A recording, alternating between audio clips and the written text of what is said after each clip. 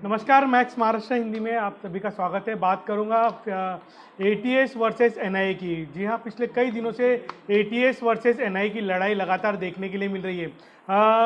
पिछले दिनों कोर्ट ने आदेश दिया था एटीएस को कि सचिन वाजे जो है एंटेलिया केस में जो है मनसुख हिरेन की आत्महत्या हो या फिर हत्या, ये पूरा मामला जो है इसकी पूरी जांच जो है एनआईए को दे दी जाए। लेकिन अभी तक इसकी जांच जो है एनआईए को नहीं दी गई थी। लेकिन आज जो है सेशंस कोर्ट ने आदेश दिया और साफ तौर से जो एटीएस को फटकार लगाई, कहा है कि आप जो है जो मनसुख हिरेन की हत्या के आरोप में जिन दो लोगों को गिरफ्तार किया गया है, उन दोनों आरोपियों के साथ साथ सारे सबूत, इस हत्या से जुड़े हुए सारे सबूत जो है एनआईए को हैंडओवर करो। अब जो है एटीएस जो है एनआईए को हैंडओवर करने वाली दोनों आरोपियों को, और दोनों आरोपियों को जो है मेडिकल जांच के लिए ले जाया गया है। कहीं ना कहीं एटीएस कतई नहीं चाहती थी कि आरोपी और सचिन वजह की कस्टडी जो है एनआईए के पास रहे।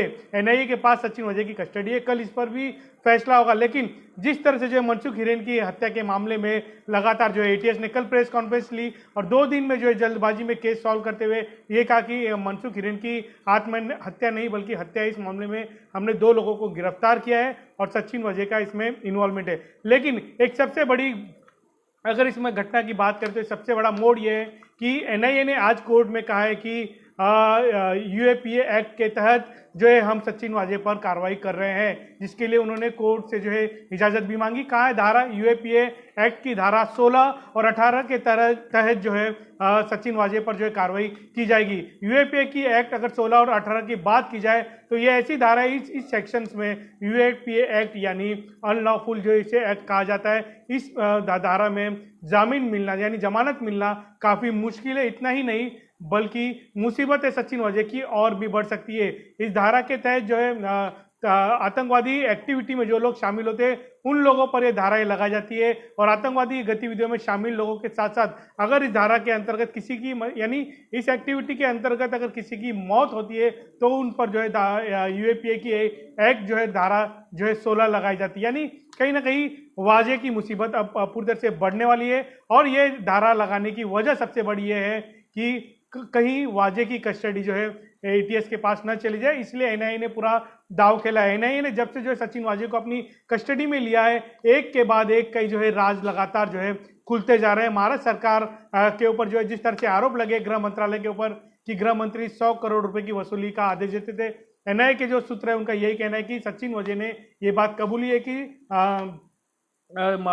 अनिल देशमुख ने सचिन वाजे को बुलाया था। लेकिन एक और मंत्री का नाम जो है सचिन वाजे ने जांच में जो है बताया है। और ये मंत्री कौन है, इस मंत्री का जो है शायद हो सकता है कि कल ही कोर्ट में जो है खुलासा भी एनआईए कर दे। लेकिन कहीं ना कहीं जिस तरह से जो है सचिन वाजे को एनआईए ने अपनी हिरासत में लिया है, एक के बाद एक जो है सरकार की परतें खुलती जा रही है। और ये पूरा मामला जो है जिस तरह से जो है स्कॉर्पियो गाड़ी रखी गई थी, उसके बाद जो है जिस तरह से जाँच हुई है, सचिन वाजे के पास महंगी महंगी गाड़ियाँ बरामद हुई है। होटल में जो है ट्राइडेंट होटल में सचिन वाजे ने जो 100 दिनों के लिए होटल में कमरा बुक किया था, 5 कमरे बुक किए थे, जिसकी जांच करते हुए ये पता चला कि एक ज्वेलर के व्यापारी को जो है सचिन वाजे की ओर से कहा गया था कि 25 लाख रुपए होटल का बिल भरो। यानी 25 लाख रुपए बिल भरने के आदेश व्यापारी को क्यों दिए गए थे? जिस व्यापारी को जो है 25 लाख रुपए भरने के लिए कहा गया था, उस व्यापारी के ऊपर कुछ जो है बैंकों से फ्रॉड करने का मामला चल रहा है। कहीं ना कहीं इस पूरे मामले की जांच अगर एनआईए ठीक तरीके से करती है तो कई और राज खुल सकते हैं। यही वजह कि एनआईए किसी भी कीमत पर जो है कस्टडी सचिन वाजे की किसी और एजेंसी के हाथ में नहीं देना चाहती, खासकर वो एजेंसी जिन लोगों का जो है महाराष्ट्र के गृह मंत्रालय से सीधा ताल्लुक हो। यही वजह है कि अब जो है, लेकिन एटीएस को जो है कड़ी फटकार लगी है। एटीएस को साफ तौर से जो है कोर्ट ने कहा है कि पिछले 4 दिनों से आप लोगों को कहा गया है कि आप मनसुख हिरेन की जांच एनआईए के पास दे दें, लेकिन आप लोगों ने क्यों नहीं दी? तुरंत जो है इसकी जांच के साथ जो जितने सबूत आप लोगों ने इकट्ठा किए वो सारे सबूत एनआईए के पास दे।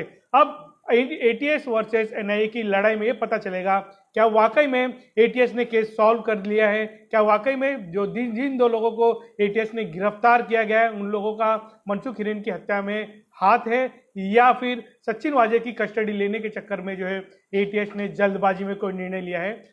देखते रहिए मेरे साथ मैक्स महाराष्ट्र हिंदी, और सब्सक्राइब कीजिए, लाइक कीजिए। पल पल की खबर हम जो है सचिन वाजे के इस केस से जुड़ी आपको लगातार देते रहेंगे।